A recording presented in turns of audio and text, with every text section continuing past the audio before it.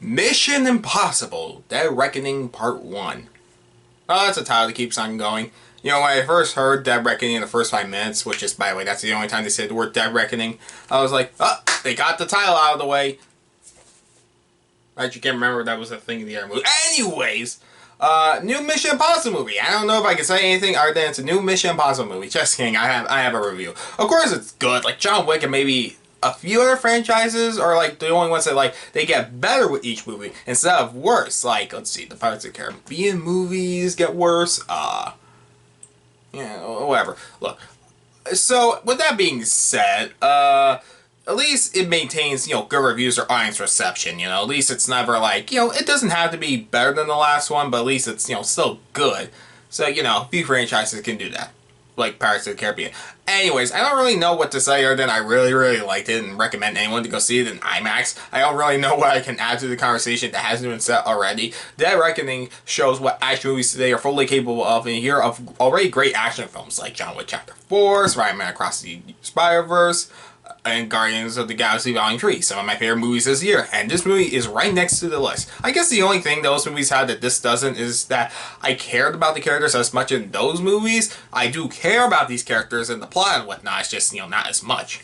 So Mission Impossible 7 is written by Erik Jendresson and Christopher McQuarrie, with the latter returning to the director's chair following the last two movies, once again starring the familiar cast alongside new names. What's the movie about? So Ethan Hunt, played by Tom Cruise, has to go rogue, again, with a new threat that could destroy the world as it arises, and everyone wants to find the literal keys that could give them the power that they don't fully know what it does, but it could give you power unimaginable in the wrong hands. Well, actually, everyone seems to be the wrong hands. But what does it matter? I don't know if it's a spoiler to say what the threat of this movie is, but being vague as possible, I do like how this kind of threat is even called in the movie as inevitable. More on that later. Ethan and his team are the only ones who want to destroy the entity so no one can have the power, and must face everyone who would kill for this power, including some faces from the past, new allies, foes, and so forth. It's a race against time, and what truly does feel like the beginning of the end. I thought this was actually the beginning of the end. No, they're still planning to make more movies after this. Why? Not to say, like, you know, obviously I'm like, no, more Mission Impossible movies, please. I honestly thought following the end of Mission Impossible Fallout that could be the end of the franchise without that movie. Not only was considered, as it came out, one of the best action movies of all time, but the ending felt like the conclusion for the Ethan Hunt character, but someone's gotta save the world. So this movie works on its own. Well, I'm sure people would watch this movie having not seen the other movies. You know, honestly, you could follow this on its own. That's when some characters from other movies came back. I forgot about them.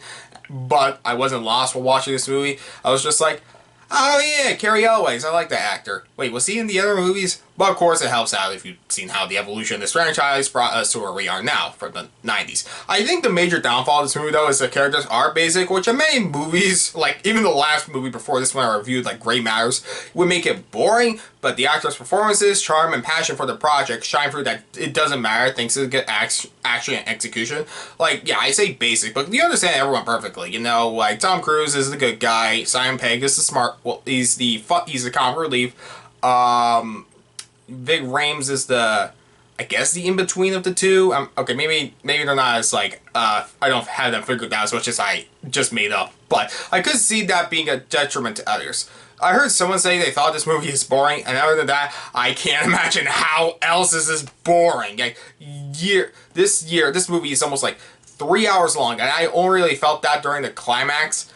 But even then, the momentum and the excitement for the movie never left. Going from the opening, that immediately showcases the threat of this film, to the setup going out of its more than ever to do this formula going rogue, and even Simon Pegg's character even calling out that they do this formula all the time, like how they treat the threat of the movie was inevitable, doesn't feel patronizing or insulting to the audience. If anything, it's a reminder that it's what makes these movies work, as the action from the airport, to the car chase in Rome, to the foot chase in Venice, to one of the greatest climaxes in an action film ever. This is a thrill like no other.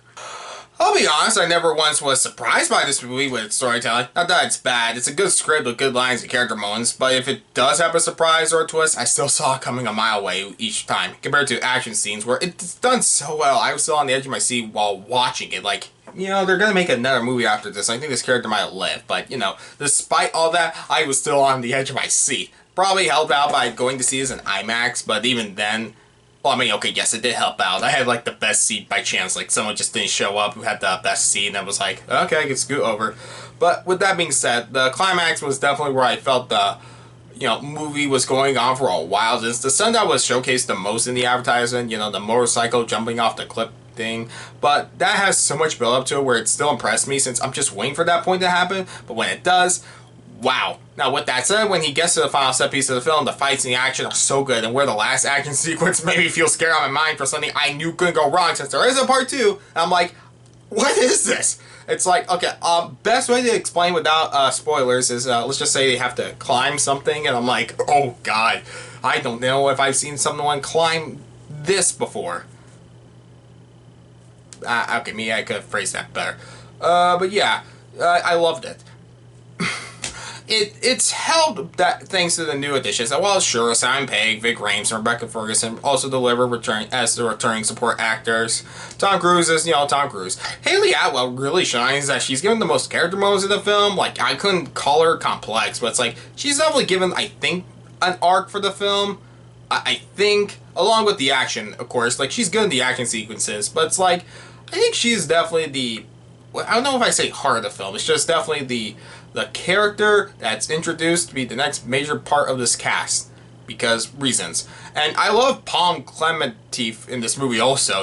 Sure, she's known for Guardians of the Galaxy movies, and I'm glad she has stuff like this and not whatever that generic superhero movie I was on my worst list years ago. What was that movie called? Anyways, she's good in this movie, and her performance, I think, kind of reminds me of Palm Jansen in GoldenEye, and I'm glad these two have this movie to show off how great they are. I don't know if the villain was better than Henry Cavill's performance in the last one. Like, I mean, yeah, they're not like, deep, complex antagonists, but he's still fun, and obviously, they're doing the best they can with, just being the villain. It's just, I guess Henry Cavill was more, okay, for lack of a better word, charming. Not to say, he's bad, and I get it. It's like he's the returning villain, but, they work because of the charm of the cast and the impact of knowing these stunts are real, and even then, on its own, they are so creative and thrilling, it doesn't matter.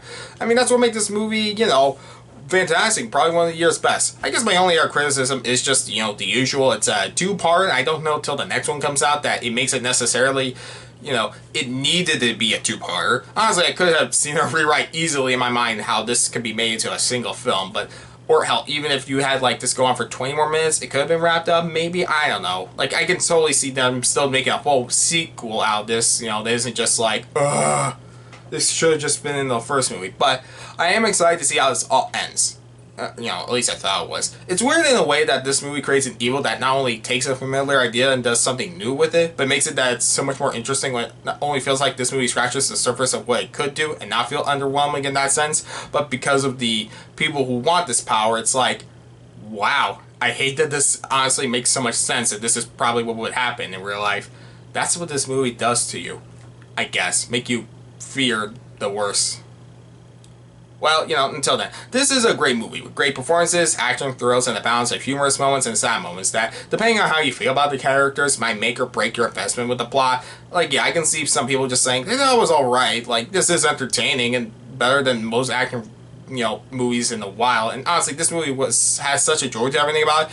To me, it makes it feel fantastic and easily one of the best movies of the year's flaws and all. I really enjoyed Mission Impossible Dead Reckoning Part 1. I don't know if it's better or worse than the last movie. I really have to think about it, but overall, go see this movie. I really enjoyed it, but when this review is over, I'm going to go see the most anticipated movie I have for this entire year. That's right, Barbie. And by that, actually, Oppenheimer. I could take or leave Barbie. I'm so glad people are going to be either happy or mad about what I just said. The point is, go see Mission Impossible Dead Reckoning Part 1. It's probably going to be a while before Part 2 happens. So, you got time. Anyways, I give Mission Impossible Dead Reckoning Part 1 a 9 out of 10.